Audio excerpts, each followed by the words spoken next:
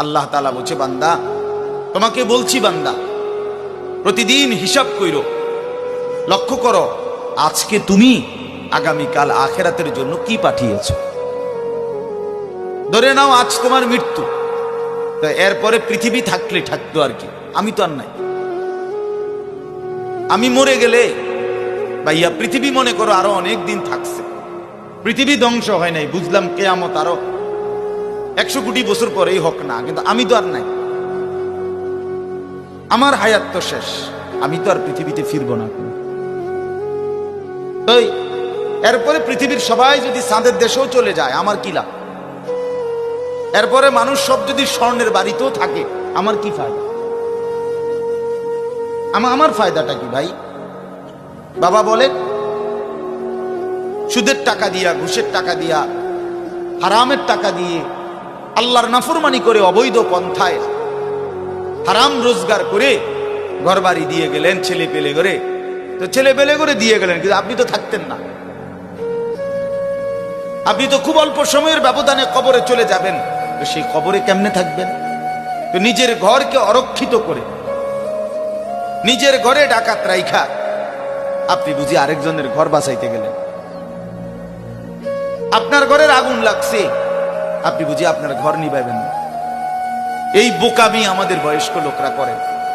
শেষ বয়সে হারাম টাকা, সুদের টাকা দিয়া, অবৈধ টাকা দিয়া, কিস্তিতে টাকা দিয়া ঘর করে দিছে, জমি কিনে দিছে, বাজারে ভিট লইয়া দিছে, দোকান নিয়ে দিছে, বিদেশ পাঠাইয়া দিছে, বাপ হিসাবে 12 লাখ টাকা সুদে নিছে, কিস্তিতে নিছে। হায় মুসলমান, কি করলেন? ওই বিদেশ যাইতে যাইতে যদি আপনি মরে যান, এরপরে এই টাকা, এই হারামের টাকা দিয়ে আপনার কবর কি হবে? তো নিজের ঘর, নিজের কবর বরবাদ করে দিলেন কেন চাচা? এই জন্য দয়া করে বয়স্ক চাচা আপনাদেরকেও বলি, নিজের উপরে রহম করেন। 60 বছর বয়স, এখনো বিড়ি সিগারেট খান, তো ছাড়বেন কোন দিন? 60 বছর বয়স, এখনো চা দোকানে বসে বসে রঙিন টেলিভিশনে নাচ গান দেখেন, তো ছেড়ে দিবেন কোন দিন চাচা? হ্যাঁ, আপনি মরবেন কোন দিন? কবরে যাবেন কোন দিন? এখনো সময় হয় নাই, আখিরাতের কথা মনে পড়বার টাইম আজও হয় নাই। 60 বছরও কবরের কথা মনে পড়লো না। আহা, কি পাষাণ মানুষ! মুসলমান এত শক্ত হয় কেমনে?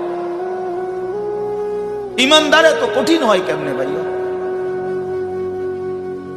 এই জন্য দয়া করে আল্লাহ তাআলা আমাদের কাছে চায়, বান্দা তোমাদের ইমান, তোমরা মুমিন, তোমরা আমার ইমানদার বান্দা। এই জন্য আমি তোমাদেরকে বলছি, ইত্তাকুল্লাহ, ইত্তাকুল্লাহ, ইত্তাকুল্লাহ, ইত্তাকুল্লাহ। তোমাদেরকে বলছি, আপন মনে করে বলছি, তোমাদের ইমান আমি নিলাম, তোমাদের মুসলমানের পরিচয়টা আমার দেওয়া। আমি যদি মুসলমান মায়ের ঘরে জন্ম না দিতাম, তো পৃথিবীর কোন শক্তি তোমারে ইমানদারের ঘরে জন্ম দিতে পারতো না। আমি বানাইছি বান্দা, ইন্না খালাকনাল ইনসান, মানুষকে তো আমি সৃষ্টি করেছি, মিন নুতফাতিন আমশাজ, স্বামী স্ত্রীর মিশ্র বীর্যের ফোঁটা থেকে আমি বানিয়েছি। তাহলে কোন ঘরে কাকে দেব, কোন দিনের মিলনে কাকে দেব, এ তো আমার ফয়সালা, আল্লাহ তাআলার ফয়সালা। এই জন্য বাপ আমার, আল্লাহ তাআলা আমাদেরকে ঈমান দিয়েছেন, আমাদের মুসলমানের পরিচয় দিয়েছেন।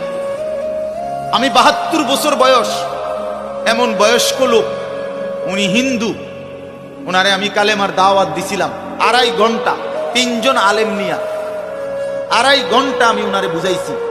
উনার 2 ছেলে মুসলমান হয়ে গেছে, মুসলমান বড় হয়ে গেছে, ওরা বাচ্চা কাচ্চা নিয়ে সংসার। কিন্তু ওই চাচা 72 বছর বয়স, আমি নিজে অজরে কাঁদছি বেচারার সামনে, ওই চাচার সামনে চোখের পানি ফেলে কাঁদছি। আমরা 3 জন মাওলানা কাঁদছি ওনার সামনে, যে চাচা আপনার 2টা ছেলে মুসলমান, আপনি কালেমাটা একটাবার পড়েন, আপনি জাহান্নামের আগুন থেকে বাইচা যাবেন। উনি বলতেছেন আমি এটা পড়বো না,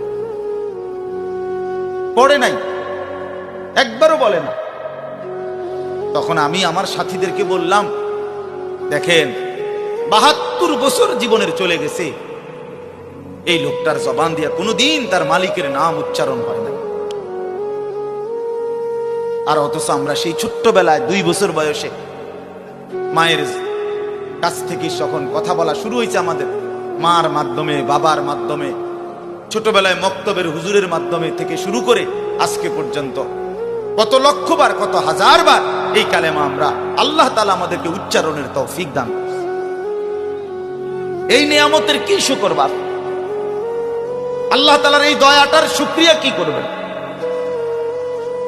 আল্লাহ যে আমারে মুসলমানের ঘরে জন্ম দিয়েছে। আমি যদি কোনোদিন কালেমা না চিনতাম, আমি যদি কোনোদিন ইমানদারের ঘরে না হতাম, আমার জবান দিয়ে মৃত্যু পর্যন্ত যদি কোনোদিন কালেমা লা ইলাহা ইল্লাল্লাহ উচ্চারণ না হতো, তো আমার মৃত্যু হলে কি পরিণতি হতো? চির জাহান্নাম। পৃথিবীর সমস্ত ভালো কাজও যদি কোনো বেঈমান করে, আল্লাহর কসম হাসরের ময়দানে তার এক কানা করি বিনিময় পাবেন। পৃথিবীর সবগুলো ভালো কাজও যদি, ঈমান এতটা দাম। ঈমান বিহীন, কালেমা বিহীন পৃথিবীর সমস্ত ভালো কাজ আখিরাতে কোনো মূল্য। ফালা নুকিমু লাহুম ইয়াউমাল কিয়ামাতি ওয়াজনা। কোরআন শরীফে আছে, আল্লাহ তাআলা বলেন, সমস্ত কাফের বেঈমান আমি আল্লাহ তাআলা হাসরের দিন, কিয়ামতের দিন তাদের জিন্দেগীর সমস্ত কর্মকাণ্ড মিজানের পাল্লায় যখন রাখা হবে, ফালা নুকিমু লাহুম ইয়াউমাল কিয়ামাতি ওয়াজনা, তখন আমি আল্লাহ তাআলা তার কোনো ওজন মিজানের পাল্লার মধ্যে আসবে না। 100 গ্রামও হবে না, 10 গ্রামও হবে না। মানে ঈমানবিহীন কোনো আমলের, কোনো কর্মকাণ্ডের, কোনো ভালো মন্দ, কোনো কাজের, ভালো কাজের বিনিময় নাই। আল্লাহ তাআলা আমাদেরকে ঈমান দিয়েছেন, আল্লাহ তাআলা আমাদেরকে মুসলমান পরিচয় দিয়েছেন। জন্ম থেকে, ছোট্ট থেকেই আমরা প্রত্যেকেই বলতেছি আমি মুসলমান, আমি মুমিন। এটা অনেক বড় সৌভাগ্যবাস, অনেক বড় ইহসান ও করম, মালিকের অনেক বড় দয়া, অনেক বড় দয়া। এখন আমরা যেহেতু এটা আমরা জানি, মানি, আচ্ছা মনে করেন এখানে এইখান থেকে যত মানুষ এখানে, ছেলে, ছোট বড় ছেলেরা, বাবারা, আমাদেরকে যদি কালেমা বলতে বলে, আমরা কি সবাই বলতে রাজি হব না? কথা বলেন না কেন? আমাদের কারো কোনো সংকোচ আছে? মানে মুসলমান যে আমি পরিচয়, এইটা নিয়ে কারো কোনো লজ্জিত অনুভূতি আছে? তাই আমরা তো খুব খুশি, আমাদের তো এটা নিয়ে তৃপ্তি আছে। প্রত্যেকেই নিজেকে মুসলমান পরিচয় দিয়া আমি তো লজ্জিত না, আমি তো ব্যথিত না। তাইলে যে পরিচয় আমার ইজ্জত, সম্মান, যেটা আল্লাহ আমারে দিয়েছেন, সেই আল্লাহ আমার কাছে চাচ্ছেন ইত্তাকুল্লাহ, আল্লাহকে ভয় করো, তাকওয়া অবলম্বন করো, তাকওয়া অবলম্বন করো, তাকওয়া অবলম্বন করো। মুমিন আর কেউ আমারে না মানুক, তুমি আমার কথাটা মানো। তুমি না মুসলমান, তুমি না ঈমানদার। ছেলেরা তোমাদেরকে বলি ভাই, ওই দেখো ওই অপদার্থগুলো শুনলো না কথাটা, মোবাইলটারে আলগি দিয়া ধরে রাখছে, বুঝেন নাই কথাটা? হ্যাঁ, আরো বললো কিছু মানুষ গাফেল থেকেই যায়, ওনাদের হিসাব হইল যে হাসরের ময়দানের হিসাব হবে মোবাইল দিয়া। মোবাইলে যদি জমা থাকে তাইলে কবরের আযাব মাফ, আর মোবাইলে যদি না পাওয়া যায় তাইলে কবরে আযাব হবে। এই হলো এখনকার হিসাব। এই জন্য যা দেখি, যা যখন যেটা সামনে পাই, আজকে আমাদের মাথায় ঢুকায় দিছে, যেটা পাও এটারে মোবাইলে ধরে রাখবে, মোবাইলে উড়াইবা। কারণ হাসরের ময়দানে প্রত্যেক ফেরেশতা প্রত্যেকের শুধু মোবাইলটা জমা নিব, এবারে মোবাইলটা কম্পিউটারে চেক দিয়া ব্যস্ত দুজন।